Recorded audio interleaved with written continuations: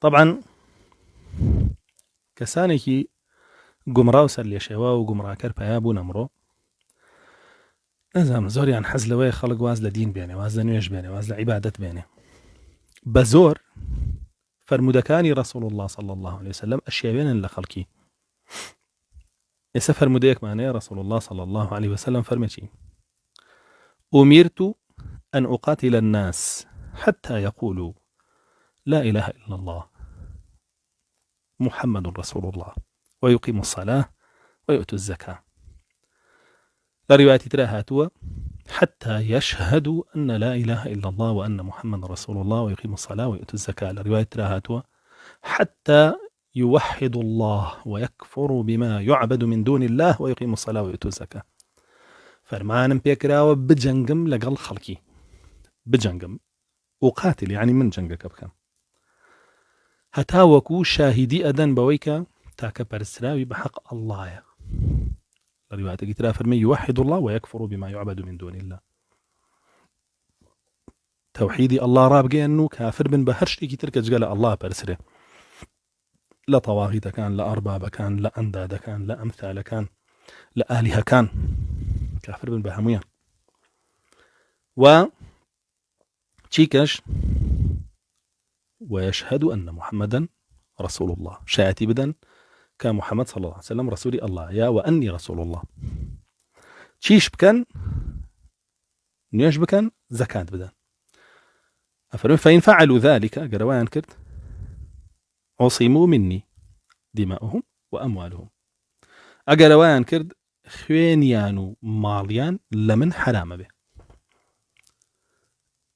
إلا بحقها. ما قال لحالتك زكاتك ندن ياخذ نيجك نكن ياخذ توحيدك بشكين أو حقك عن نداو أو وقتا حراميتي لسر خوين وماليان هلا جيلة. حديثك أفرمي فرمانم بيكراو بجنقم مرجئة دي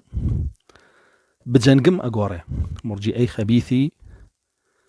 قمرا وقمراكر بجنقم أقوري كابتي فرمانم لي بيكراو برقري بكم خود روشك برقري ناكا يعني يسا كفري عالمي لولا تكي خويا منعي توحيدي شيليكا ومنعي نواجي شيليكا وزور جار منعي زكاتي شيليكا برقريش ناكا بجوابنا لسر دينك جوين بخواك يدري ببيغمرك يدري بجوابنا أويك أو شايتي لسر بيداو بجوابنا لسر يزنالي هلو يستينيا برقريش ناكا بلام لقل وشا مرجئي خبيثي أمره دي أم أقاتلوا بشي تفسيرك برقري بكم ئەمە تێگەشتنی کێتۆ هێناوتە ئەگەر تۆ ئەڵەی ئەمە تێگەشتنە تەواوەکەیە جگە لەم تێگەشتنە نەی پێکاوە و هەڵەی کردووە ئەوە تۆ ئەڵەی تەواوی سەحابەکانی ڕەسوڵ الله صلی الله عليه وسلم هەڵەبوونە. چونکە کاتێک کە دەشتەکیەکان هۆزەکانی چواردەوری مەدینە بە ئەبوو بەکری سدیقیان وت زەکات نادەین کە قسەکەی لە بوخاری و مسلیمە هەیە و خۆ دەتوانی بڕۆی بیخوێنیتەوە دیراسی بکەی هەر کەسێ بیێ بە حەق بگە وتیان زەکات نادەین ئەبوو بەکری سدیق بە مرتەدی دانان و وتی ئەبێ قیتالیان کەین حرامەتی لەسەر خوێن و ماڵیان هەڵگیراوە ئەبێ بجەنگین لەگەڵیان بۆیان بڕۆین. ئەو بوو لەشکری ئوسامەی کوڕی زەیدی بەڕێ کرد دواتریش لەشکرێکی دروست کرد و کردیە سەریان. تەواوی گەورە سەحابەکانی پێغەمبەری خوای لەگەڵا بوو ئەبوو بەکری سدیق. عومەری کوڕی خەتاب لەویایە وتی ئەی ئەبوو بەکری سدیق ئەمانە ئەڵێن لا إله إلا الله محمد رسول الله و نوێژ ئەکەن بەس زەکات نادەن من وای نابینم باش بێ تۆ بڕۆی جەنگیان لەگەڵ بکەی. فەرمووی عومەر سوێن بە الله رسول الله صلى الله عليه وسلم فەرموویەتی فەرمانم پێکراوە بجەنگم لەگەڵیان هەتا ئەڵێن لا إله إلا الله محمد رسول الله نوێژەکەن زەکاتیان و زەکات حەقی ئیسلامەتی ئەو کەسەی نەیدا بە مسلمان هەژمار ناکرێ و حرامەتی لەسەر خوێن و ماڵی هەڵەگیرێ و جەنگی لەگەڵەکرێ. عومەری کوڕی خەتاب فەرمی الله جل جلاله و دڵی کردمەوە بۆ قسەکەی ئەبوو بەکری سدیق و قبوڵم کرد و لەگەڵی دەرچووم و تەواوی سەحابەش ئەم فەرمودەیان وا تەطبیق کرد کە ئەبێ بجەنگن ئەگەر بێت و یەکێک لەو سي أصل أساسية اختلالي تيبخنو وأنجامي ندن بجي خوينا غير حقي ندن كتوحيد نيجا زكاة وأبو بكر الصديق تعالي كردن شري لقال كردن حتى وكو تسليم بونوتيان باشا لما دوا زكاة دين فرمينا أبي شاهدي بدن كجرا وكانتان لاقرا كجرا ويما لبهشتها أما أشيانود لا إله إلا الله محمد رسول الله نيجي شانكر بس زكاة يعني بس زكاة يعني أدا أبو بكر الصديق أو شاهدية شي بيدان قصة كان لا سنن ولا صحاحة هاتوا تواني بريتها ما شايبكي أنجا لي قبول كردن إسلامتي كان استمرجي أدي على تيجشتني حقيقي لم حديث بريتيا لوي قبلي فرمانم بيكراوة دفاعكم فرمانم بيكراوة دفاعكم نوك فرمانم بيكراوة بجنقم باشا شيء أكيد آياتك الله جل جلاله كأفرمي فإذا انسلخ الأشهر الحرم فاقتلوا المشركين حيث وجدتموهم وخذوهم واحصروهم واقعدوا لهم كل مرصد فإن تابوا وأقاموا الصلاة وآتوا الزكاة فخلوا سبيلهم فالمي كمان حرام كرا وكان طوابون دابنيشن بو مشركة كان لهرجة قدية تانن يا بديل بيان قرن يا لنا بيان برن بيان كجن يا خد أهراويان نينو دوريان خنوا لولات خو أجر هاتو نيجيان كرد توبيان كرد لشرك وكفر ونيجيان كرد وزكاتيان دا أو وقتها النبي بسريانو يخو آياتك رونو أشكرا أو حديثك شد تأويل كرد آياتك فخذوهم واقتلوهم واحصروهم واقعدوا لهم كل مرصد وان شليكي وان برونياتو أما تيتر شليكي فإن تابوا وأقاموا الصلاة وآتوا الزكاة فإخوانكم في الدين أنجا براي ديني تاني قنا براي ديني تانية شي لما آتانا كي مرجي أي خبيثة ودا هاتي أم فرمدانا شبوشي وورجيرا لكاتك أقرأ فرمدانا بوشي وورجيري أو تو وكو أو بلاي طوابي صحابة كاني بيغمر صلى الله عليه وسلم بتشوار خليفة كش أو حقيقتي وفرمدان نزاني وليتي أنا قشتو كأوان بقتال جنگ لسر هو زكان تطبيق يعني كرت جابوا براسي إنساني مسلمان بزاني جولا كي أقرأ حديثي بولا كداتو يا آياتي بولا كداتو تو جولا مشرك يا كجري جولا خبيث يا كجري جولا مرجئي كي ديمقراطي خواز أجري دينك تلي أشياء يعني هيك لبروانا هلا همي هلا وشيء تتنازم أبي دينك يخوشي بدواتر براسي معنا حثالا بيغمري خواص صلى الله عليه وسلم باسي كردون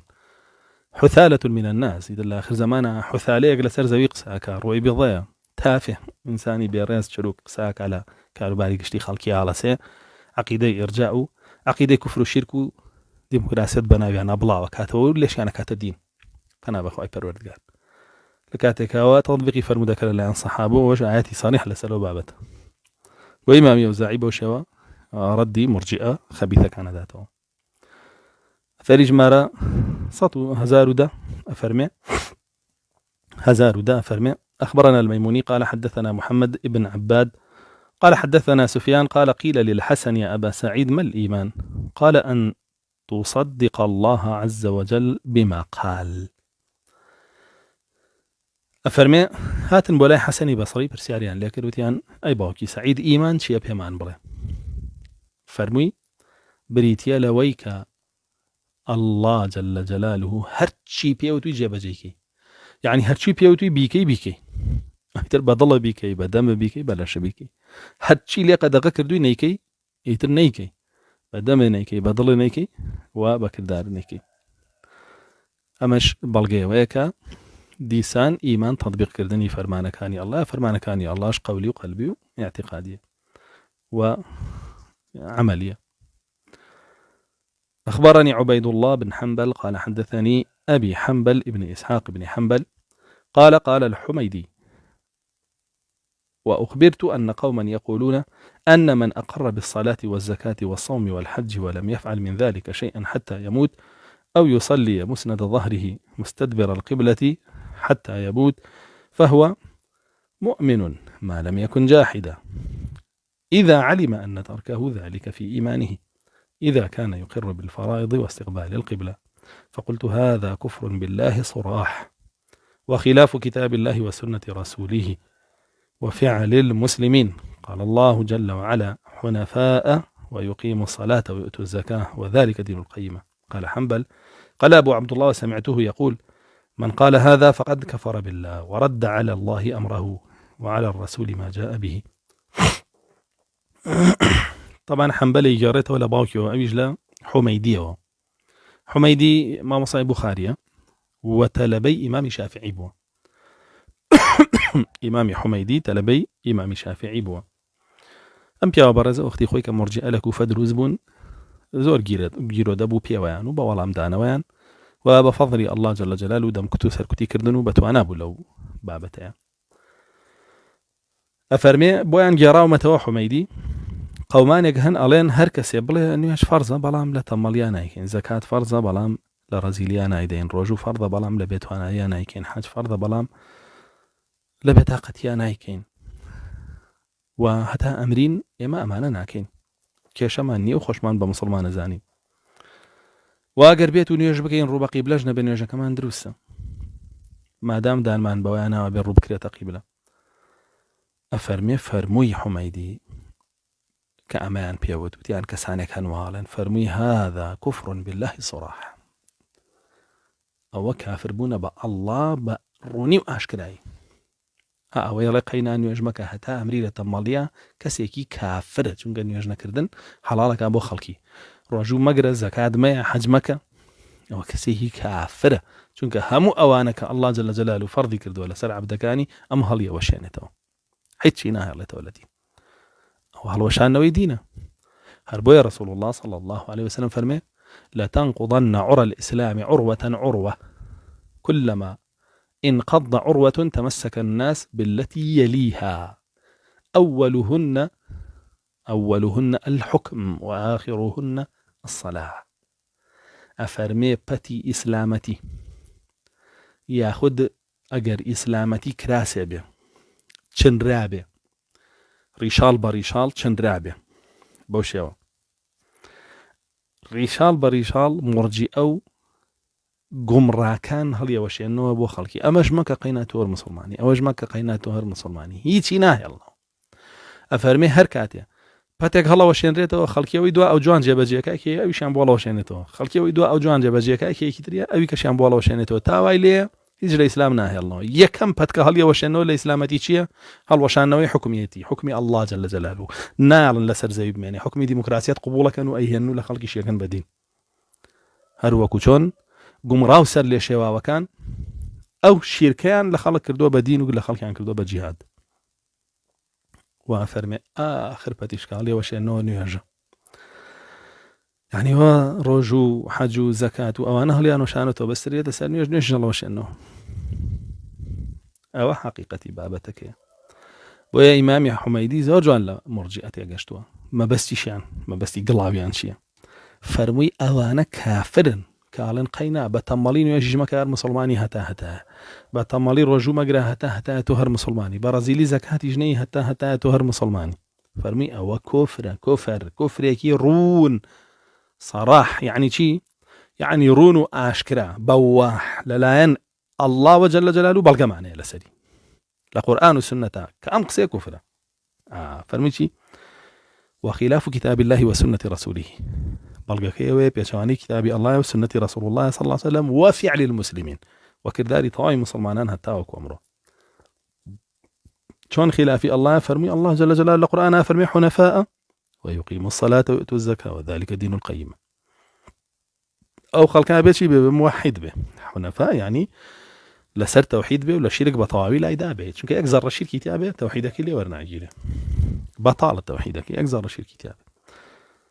أنجاتيب كان يقيم الصلاة نيش كان ويؤتوا الزكاة زكاة بدن ذلك دين القيمة أو دينه كقائمة وراسة ورجيلة لا إخوة غير يود دين ورناجيله بطالة إسلامتي تولوا لا غيري أول يقبلنا كده باش أنا فرمي إمامي أحمد فرمي كقسكي حميدي من بجرا فرمي من قال هذا فقد كفر بالله أويش قسكي حميدي بجراس كده إمامي أحمد ئەوەی بڵێ هەتا ژمە کار مسلمانی ڕۆژمەگرار مسلمانی زەکاتی ژمێ هەر مسلمانی فەرمووی هەر کەسێ قسێ بکەوە کافرە بە ئەڵڵا جەل جەلالوه فەڕی بە ئیسلامەوە نییە وەرەدە عەلە الله ئەمرەه چونکە دینەکەی ئەڵڵای ڕەت کردوتەوە ئەڵڵا جەل جەلاله فەرمێ دین ئەوەی کە من وەریەگرم چییە تەوحیدە نوێژە زەکاتە وەڵە قەی ناکە نوێژ و زەکاتە نەبێ هەتا هەر لەسەر دینی کەواتە ئەڵڵا جەل جەلاله بەدرۆ خاتەوە دینەکەی ڕەتە کاتەوە ژەبێتە کوفر لە خۆیان وعلى الرسول ما جاء به ووەڵامی ڕەسوڵ الله ژەداتەوە صلی الله عليه وسلم کە فەرمێ من فەرمانم پێکراوە بجەنگم هەتا وەکو خەڵکی ئەڵێ لا إله إلا الله محمد رسول الله و نوێژەکەوە زەکاتەوە ئەوەی ڕەسوڵ الله صلی الله عليه وسلم ڕەت کردەوە و ئەبو بەکر سیدیق و سەحابەکانیش ئەو فەرمودەیان بەو شێوە تەطبیق کرد لەسەر